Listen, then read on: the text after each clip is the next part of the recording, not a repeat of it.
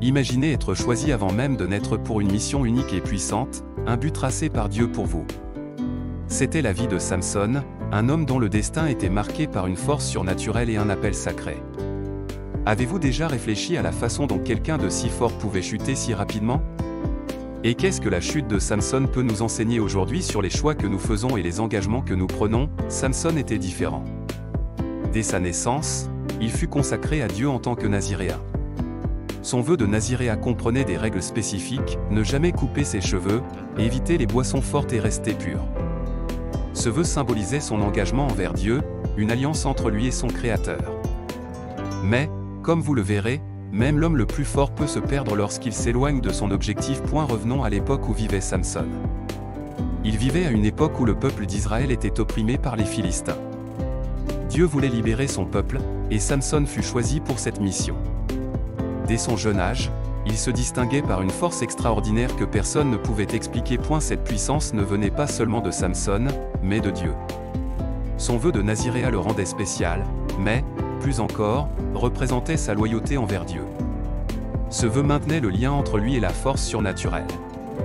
C'était une vie de séparation et de dévouement à un but plus grand, un but que lui seul pouvait accomplir. Au fur et à mesure que Samson grandissait, sa force devenait légendaire. Il remportait des victoires que personne d'autre n'aurait pu obtenir, battant des armées entières de Philistins, une nation ennemie qui craignait la force d'Israël et le Dieu qu'il servait. Un jour, seul et armé d'une mâchoire d'âne, Samson vainquit 1000 soldats philistins. Cet exploit montra comment il pouvait accomplir l'impossible lorsqu'il restait fidèle à son vœu. À travers Samson, Dieu envoyait un message puissant: lorsque nous respectons nos engagements envers lui, nous recevrons la force de surmonter tous les défis. Mais, comme Samson, lorsque tout va bien, nous avons souvent tendance à oublier d'où vient réellement notre force. Avec le temps, la force et les victoires de Samson commencèrent à influencer son cœur. Au lieu de se rappeler que sa force était un don de Dieu, Samson commença à agir de son propre chef, guidé par l'orgueil et les passions du moment. C'est sur ce chemin qu'il rencontra Dalila. Dalila était une femme philistine, qui devint rapidement une faiblesse pour Samson. Elle réussit à le détourner de son engagement envers Dieu. Samson croyait que rien ne pouvait l'arrêter et que sa force lui était acquise pour toujours. Sa relation avec Dalila était dangereuse, mais Samson pensait qu'il pouvait contrôler la situation. Cependant, Dalila avait d'autres plans. Elle savait que si Samson tombait, les Philistins pourraient enfin triompher.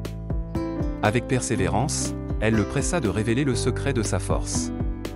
Cela nous rappelle que, parfois, nous sommes tentés de compromettre nos valeurs et nos engagements lorsque nous nous éloignons de notre objectif, emportés par l'orgueil et l'autosuffisance. Finalement, Samson révéla son secret. Il expliqua que sa force était liée à son vœu de naziréa et qu'il ne devait jamais couper ses cheveux. Cette nuit-là, tandis qu'il dormait, Dalila coupa ses cheveux et appela les soldats philistins pour le capturer. Lorsque Samson se réveilla, il tenta de réagir, mais il découvrit que sa force avait disparu. Les Philistins ne se contentèrent pas de le capturer, mais l'humilièrent. Il fut enchaîné, aveuglé et contraint de moudre des grains comme un esclave. Ce fut le prix de sa désobéissance. En rompant son vœu, il perdit aussi sa connexion avec Dieu. En négligeant son engagement, il renonça à la protection et à la puissance que Dieu lui avait accordée. Cependant, l'histoire de Samson ne s'arrête pas là. En prison et humilié, il eut un moment de lucidité. Dans sa faiblesse, il se tourna vers Dieu. Ses cheveux commencèrent à repousser, mais ce qui comptait vraiment, c'était le repentir dans son cœur.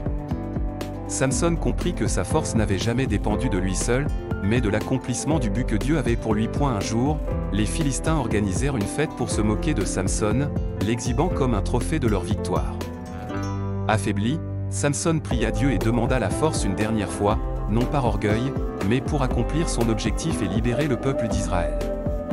Avec ses mains sur les colonnes du temple philistin, il utilisa ses dernières forces pour faire s'effondrer le bâtiment, tuant ses ennemis et sacrifiant sa propre vie. Ce moment final montre que, même dans notre faiblesse, Dieu peut nous restaurer si nous nous repentons sincèrement. La force de Samson fut renouvelée, non par ses cheveux, mais par sa réconciliation avec Dieu. Que signifie cette histoire pour nous? Elle nous rappelle l'importance des engagements que nous prenons envers Dieu et la nécessité de rester fidèles, même face aux tentations et aux défis. Samson nous enseigne que, lorsque nous nous éloignons de notre objectif, les conséquences peuvent être graves. Mais il nous enseigne également que Dieu est prêt à nous restaurer, à condition qu'il y ait repentance. Avez-vous déjà pris un engagement envers Dieu? Peut-être avez-vous fait un vœu dans la prière, promettant de suivre un chemin de foi.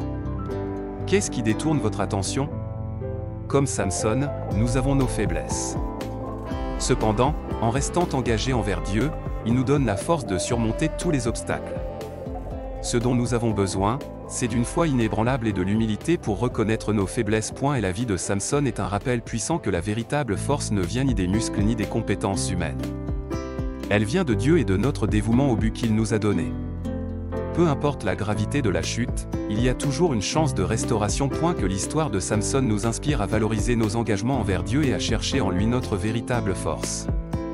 Et souvenez-vous, tant que nous respectons nos vœux et cherchons Dieu avec sincérité, il est fidèle pour nous fortifier et nous guider.